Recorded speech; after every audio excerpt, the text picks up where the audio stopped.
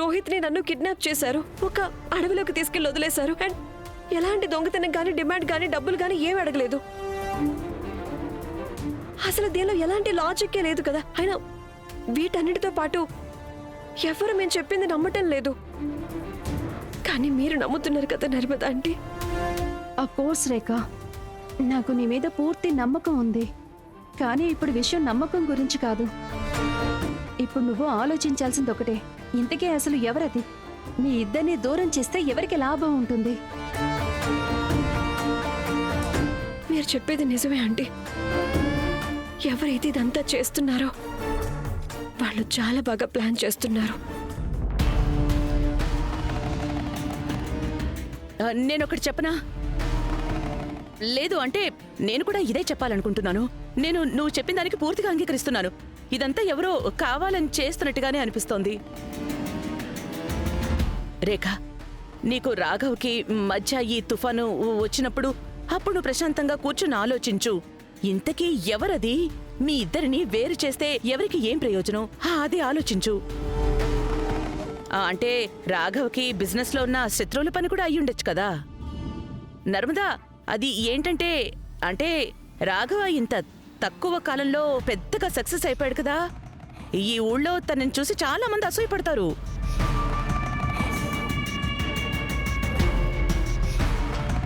Thank you పిన్ని గారు, నాకు ధైర్యం చెప్పినందుకు. కానీ ఈరోజు ఏదైతే జరిగిందో ఆ తర్వాత నేను సరిగ్గా ఏమీ ఆలోచించలేకపోతున్నాను. ఏం పర్వాలేదమ్మా, నువ్వు ప్రశాంతంగా నిదానంగా కూర్చుని ఆలోచించు. ఏం కంగారు లేదు. మేము పెద్దవాళ్ళం, మా బాధ్యత ఇది. మేము పిల్లలకి సరైన దారి చూపించటమే.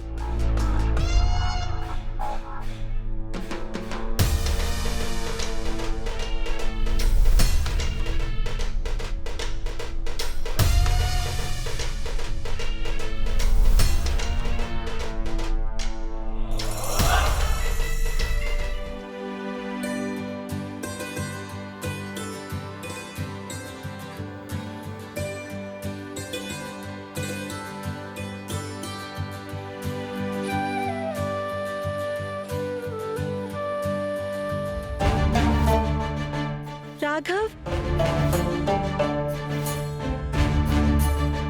రాఘవ్, రాఘవ్, రాఘవ్, రాఘవ్, రాఘవ్, రాఘవ్. పొద్దు పొద్దుని రాఘవ్ ఎక్కడికి వెళ్ళిపోయారు? మీరిక్కడేం చేస్తున్నారు? నేను నీకు స్నానం చేయించడానికి వచ్చాను. మీరు నాకెందుకు స్నానం చేస్తారు? ఎందుకంటే నీకు పొగరు పట్టింది కాబట్టి. అంటే నీ ఒంట్లో మొత్తం అన్ని చోట్ల బాగా పట్టేసింది కదా. అందుకే ఒళ్ళంతా రుద్ది రుద్ది ఒకసారి గట్టిగా రుద్దాననుకో, నీ ఒళ్ళంతా కూడా పట్టేసిన నరాలన్నీ ఉన్నాయి చూడు, అవి హాయిగా సలుపు తీరిపోతాయి. నేను నీకోసం ఈ ఆవ నూనె తీసుకొచ్చాను, మా ఊర్లో తయారు చేసింది.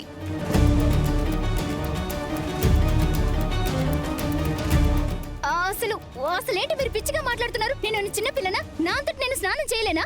నువ్వు చిన్నపిల్లవి కాదు, కానీ పిల్లల్ని కనబోతున్నావు కదా. నిన్ను చూసుకోవడానికే కదా నన్ను ఇక్కడికి తీసుకొచ్చింది. మరి నా దగ్గర ఎందుకు సిగ్గు? అత్తమ్మా, అత్తమ్మా, ఏమైందమ్మా?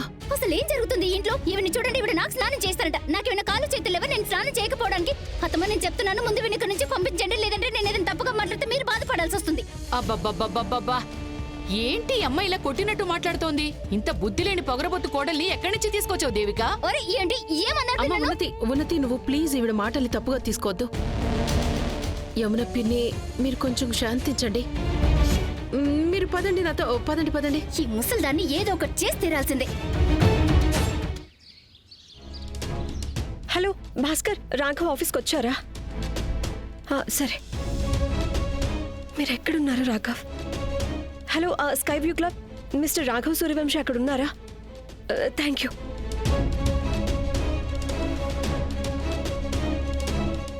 Hello golf club, mister Raghav Suryavanshi ఉన్నారు అక్కడ? Okay, thank you. మీరెక్కడున్నారు రాఘవ్? ఎవరికి కాల్ చేయాలి?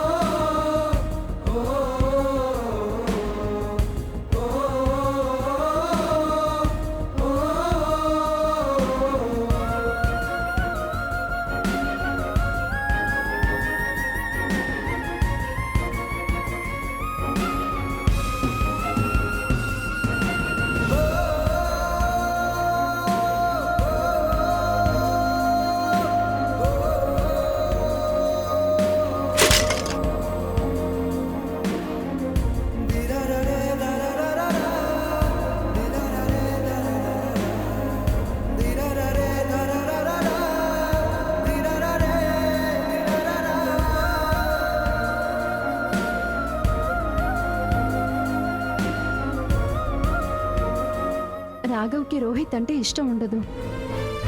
రాఘవ్ రేఖల బంధంలో కూడా అప్పటి నుంచే ప్రాబ్లమ్స్ మొదలయ్యాయి. రోహిత్ ఇంటికి వచ్చినప్పటి నుంచే నేను రోహిత్తో మాట్లాడి తీరాలి. రోహిత్, ఏంటమ్మా?